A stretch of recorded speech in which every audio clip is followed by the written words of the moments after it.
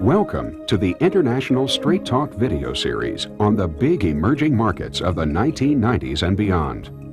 The international marketplace for high-quality American goods and services is changing rapidly, and along with these changes come major new opportunities for American business. Of course, it takes specialized skills and know-how to compete successfully in foreign markets, and we believe that no area holds greater potential competitive advantages for American business than time and effort spent mastering the critical people side of doing business internationally. That's why the International Small Business Development Center, William Drake & Associates, GTE, TU Electric, and Texas Instruments have joined together to sponsor this video series. The writer, developer, and producer of the International Straight Talk video series and accompanying computer applications is Bill Drake, an internationally recognized speaker, trainer, and innovator in the area of business applications of human relation skills. Hello and welcome to the International Straight Talk series, produced jointly by the North Texas International Small Business Development Center, an agency of the Dallas County Community College District, and by William Drake & Associates. We gratefully acknowledge the ongoing support of the U.S. Small Business Administration for the development of these programs. This International Straight Talk video is designed to help your American business, especially if you're a small or mid-sized business, to be more effective in Poland.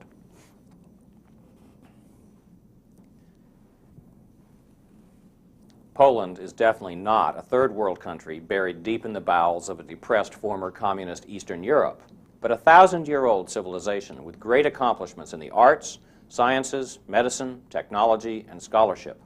We'll discuss this perspective and how you can apply it to your competitive advantage in business dealings with contemporary Polish associates. There are many painful episodes in the history of just about all peoples, but the Poles have an especially painful modern history, and it will pay Americans to know about and be sensitive to this painful recent past. Poles have historically been very close to America, and we'll look at the reasons why this can give your American business, especially if you're a small or mid-sized business, a great set of advantages over competitors, especially those from Europe. Poland is located in the north-central part of Europe at the same general latitude as the U.S.-Canadian border. Natural barriers form Poland's northern and southern boundaries, with the Baltic Sea in the north and the Carpathian Mountains along the border with the Czech and Slovak republics in the south. In an east-west direction, Poland's land is part of a continuous level seaplain that starts along the shores of the North Sea and continues all the way to the Ural Mountains in Russia. This great plain has been the historical homeland of many European peoples, including the Germans, the Danes, the Lithuanians, the Estonians, the Latvians, the Poles, the Slavs, and the Magyars. Poland's temperate climate, with moderately severe winters and mild summers, created an ideal environment for the evolution of a genteel, civilized society of farming communities surrounding prosperous trading centers, and seaports which enabled profitable trade with the rest of the world from the shelter of a relatively protected and secure territory.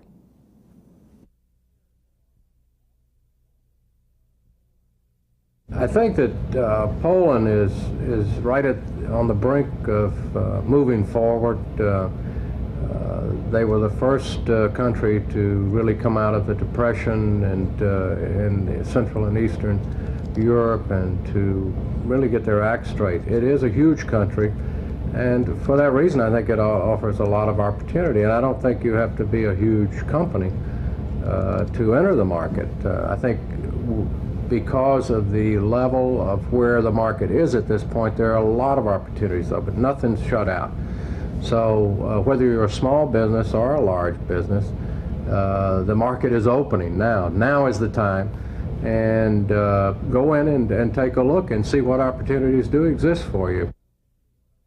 Poland is the largest country in what many Americans mistakenly call Eastern Europe, but what Poles call either Central or Western Europe, depending on their personal orientation. Poland's easternmost territories were incorporated into the Soviet Union after World War II, and in 1970 Poland and West Germany signed a treaty accepting these existing borders. After German unification, the Polish and German foreign ministers signed a border treaty, which has now created an increasingly stable political, economic, and social frontier between these two historically conflicted peoples. Poland's population today is nearly homogeneous, with more than 98% of its citizens who are ethnically Polish.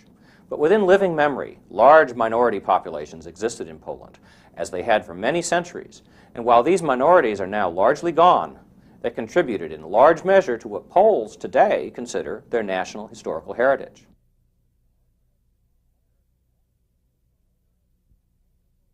I think on the surface of things, when people are dealing with a European country, Central European, Western European, European in general, we tend to think at the beginning that this is a country, this is where we all came from, so probably we're going to understand these people a lot more than we do, for instance, people in China or Mexico, etc. But when you go into a country like Poland that has such a long history and such a dramatic history, it pays to know something about that country and something about the culture before you go in. Poland's pre-World War II population, including 14% Ukrainians, 10% Jews, 3% Belarusians, and 2% Germans, and many, many smaller groups. During the war, Polish Jews suffered near total annihilation, and most of the few survivors emigrated afterwards to America and elsewhere in the West. Most ethnic Germans also left Poland at the end of the war, while many of the Ukrainian and Belarusian minorities who lived in Polish territories which were incorporated into the USSR. The chief cause of the loss of the other minority nationalities was the creation of new post-World War II boundaries, which resulted in population shifts, which were to some extent engineered by the Polish government as a result of its ethnic policies. Today, remnants of these groups make up the very small part of the total population, which is not ethnically Polish. Mainstream Polish society has always been Polish-speaking and Roman Catholic. Each of these other groups spoke a different language, adhered to a different faith, or both. While individuals from some of the minority groups assimilated, the groups themselves did not. Partially this was the result of preference, and partially because of the closed nature of traditional Polish society when it comes to outsiders who are different.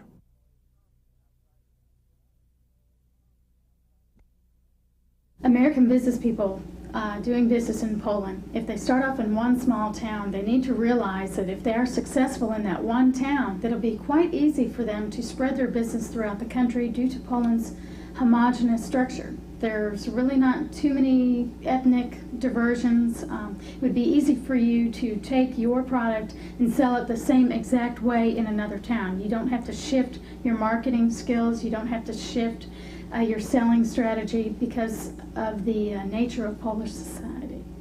Your business would be done in a lot more rapid manner. You wouldn't have to wait and adjust and readjust. Americans visiting Poland to explore business opportunities can easily gain the impression that these groups and their place in Poland's history are questions far from settled in many people's minds. While not taboo exactly, these subjects do arouse intense emotions and opinions which have the potential to create discomfort. The subject of Polish-Jewish relations in particular is highly emotional. There's widespread feeling among Poles that they are unjustly accused in the West, and especially in America, of contributing to the destruction of Polish Jewry during the war. Poles quickly and somewhat defensively point out that critics of Poland fail to realize both the extent to which non-Jewish Poles suffered during the war and the extent to which individual Poles made efforts to help Jews. Poles see Western criticism as implying or directly stating that more Poles should have sacrificed their own lives to save Polish Jews, and this criticism is seen as extremely unfair and even hypocritical. For instance, Poles point out Americans who are critical should remember that our society did not suffer under Nazi tyranny, and that our own government did very little to save Polish Jewish lives. Anti-Semitism in Poland is flatly denied, or it's explained somewhat defensively, many times with a curious claim that Polish Jews were not really Poles. In another example of the lengths to which the events of World War II still burn in Polish memory, you'll see and hear many references to the 6 million Poles killed by the Nazis during the war, but it's rarely mentioned that over half of these people were Polish Jews. The genocide of Polish Jewry is obscured by painful memories which modern Poles would prefer to forget. And so is the reality and history of 700 years of Jewish life in Poland. Stereotypes still abound, but direct personal knowledge of the Jews and their culture has all but vanished, seemingly without trace. For Americans of Jewish faith and origin, doing business in Poland may require that you deal sensitively with a lot of guilt and the kinds of behaviors which guilt can provoke. However, many young Poles don't share the knowledge or the guilt of their elders, and there's no particular reason for a foreign business person of Jewish or other ethnic origins to anticipate discrimination either in a business or a personal sense in Poland today.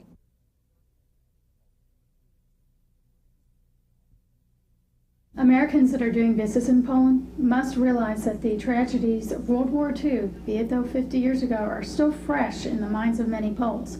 They're very sensitive to what happened to them and their countrymen during that time. It is best, my advice would be to ask questions.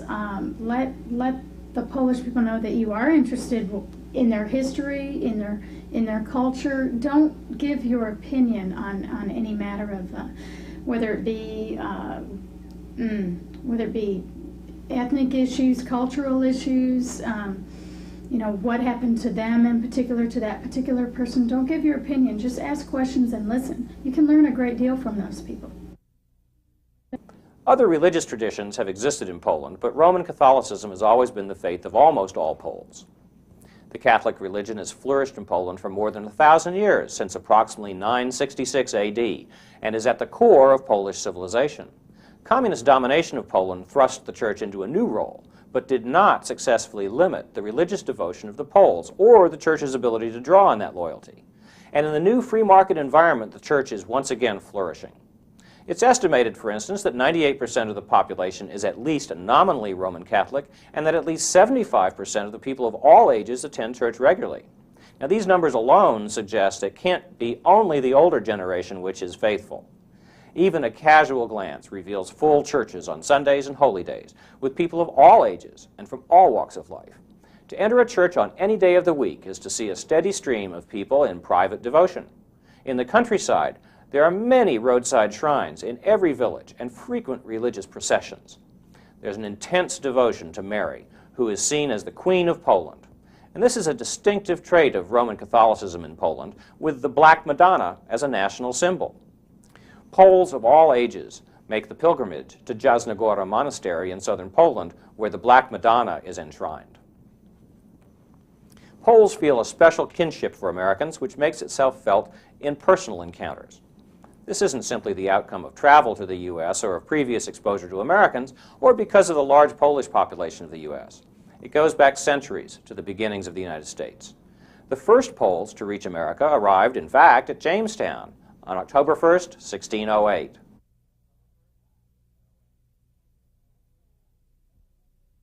In Poland, as in other countries that are more formal, people want to get to know you a little bit, and you should feel very honored if, because you were there, they might have a small dinner party for you. They might bring out the vodka, offer tea or coffee or something to drink, and want to find out about you and want you to find out about them before you actually get down to. If Americans learn one thing about dealing internationally, I think it's going to be that it's great to get things done, but sometimes you get things done in a less direct fashion in other countries than you do in the United States, maybe. I think that's probably the most important difference about their culture and our Americanness.